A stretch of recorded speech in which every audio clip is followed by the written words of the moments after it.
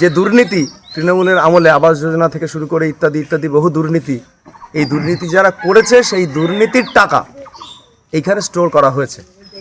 এটা একটা একটা হিমশৈলের চূড়া মাত্র।